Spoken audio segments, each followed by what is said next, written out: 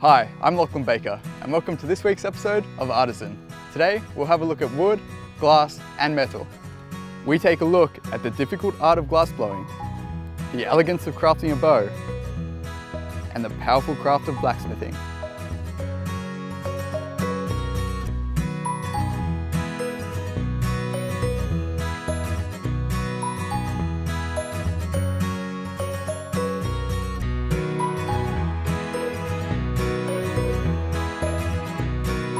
Glassblowing has been an art for centuries, and Eileen and Grant might be some of the best at it. Let's take a trip to Red Hill to view their studio.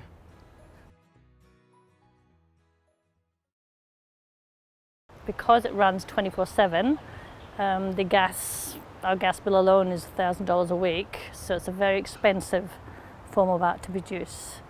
My name's Eileen Gordon and I'm a glass blower.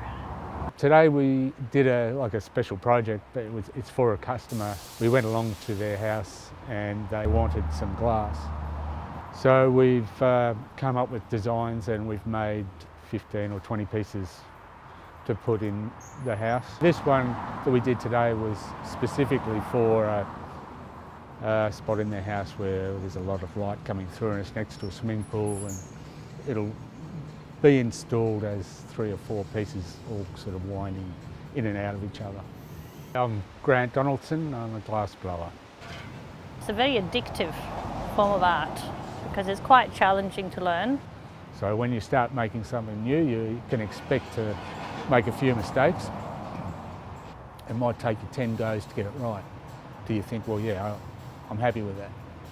When you start something new and you start seeing it develop, and it always evolves from your original idea, and when it comes out something else, it's exciting. The cost is a big thing. It depends. I mean, you can start basic, but it is expensive. You're probably looking at minimum $30,000 just for a basic studio, and then there's just more and more equipment you can get to make life easier. But it's not just the setting up of a glassblowing studio, it's the running of it. I make everything from paperweights and animals right through to large bottles and platters and bowls and vases. It's pretty diverse. And sculptures, as you can see. We do the sculptures as well.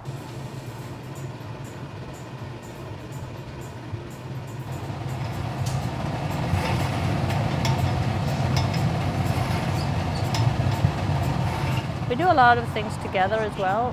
We collaborate, like we're doing today. Grant and I are collaborating, and that's going to be a sculpture in the end. You just get better as you go along, and it's just as exciting now as it was when you first start, because you keep pushing yourself.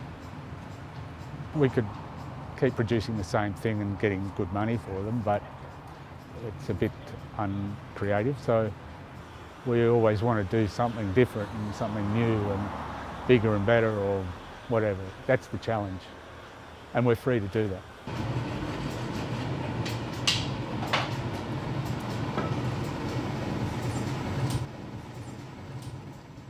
Let's shoot off to Kyneton, where Robert, a self-taught bowyer, shows us the craft of bow making. My name is Robert Geddes. I'm a bowyer. Well, a bowyer is the person who makes bows, so they take a piece of timber or, in modern times, other materials like fiberglass, sometimes some kind of metal. They turn them into bows for archery, hunting, whatever it might be.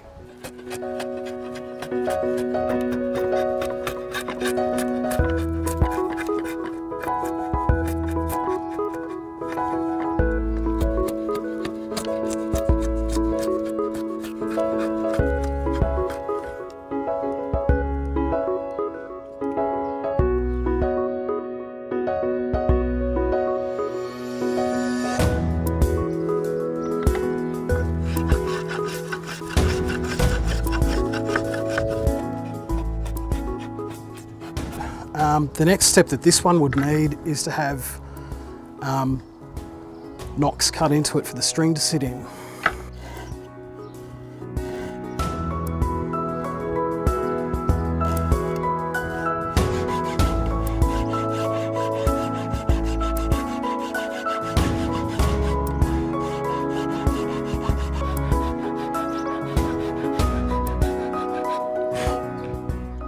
want to do is reverse twist and create a loop on one end. I do that by twisting the furthest ply away from myself and then pull it back over towards myself and pinch it. People reckon the wheel is one of the most important inventions humans came up with. I've got a funny feeling it might actually be this, reverse twisting. This is a thing called a bowyer's hitch. Most people would know it as a timber hitch. And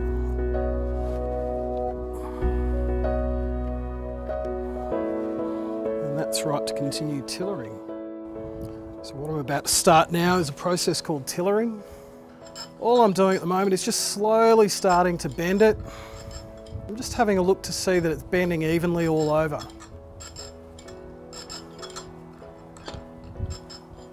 I keep making them because they're fun to make, I enjoy it. In some ways it's a little bit therapeutic, it's a mindful thing, it takes your mind off other stuff. It's a hobby, it's something that I find relaxing and interesting. Every bit of timber is different, it'll behave differently, and there's a challenge in finding a bow somewhere inside that piece of timber. What an incredible balance between strength and precision. It also takes a lot of strength to smash hammer on anvil. Our last artisan is Kevin at the Red Falcon in Reservoir, who's mixing blacksmithing and art.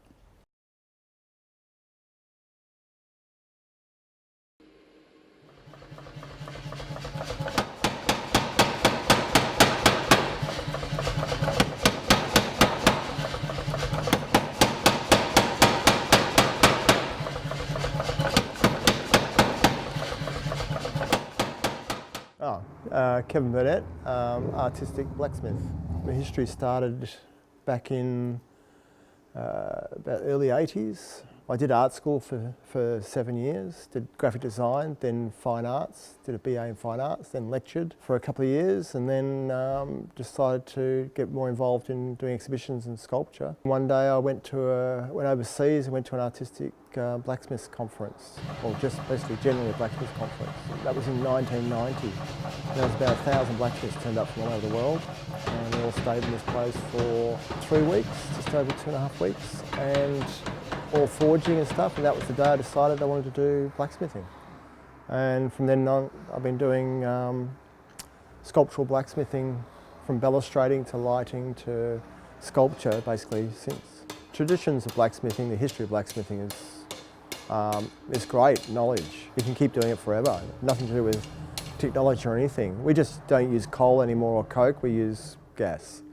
That's basically the only things that have changed. And power hammers. We still use hammers and anvils and blacksmithing vices and swages, all the traditional things. And you can hear that in the background.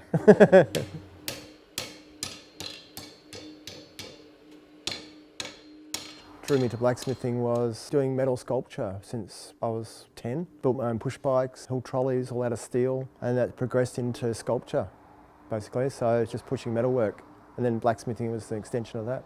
I mean, some projects can take 18 months, 3 weeks to nothing less than 3 weeks. But then average is probably 10 to 12 weeks on major projects. I design things, basically whatever you can draw with a line, you can do in freeform metal. So that's what I love about it. You can create just a shape or a form, a 2D version on a piece of paper, and then you can make it 3D. And that's what's so great about it. And it's permanent. I think people should be always talking about the arts, about creativity, whether it be sculpture through to dance. It's all important for our culture and our minds, really. He certainly has a point. In the digital age, it's more important to keep these old traditions alive. It may be utilitarian, but the art, that's just a bonus. That's all we have time for today. Thank you for joining us, and we'll see you next time.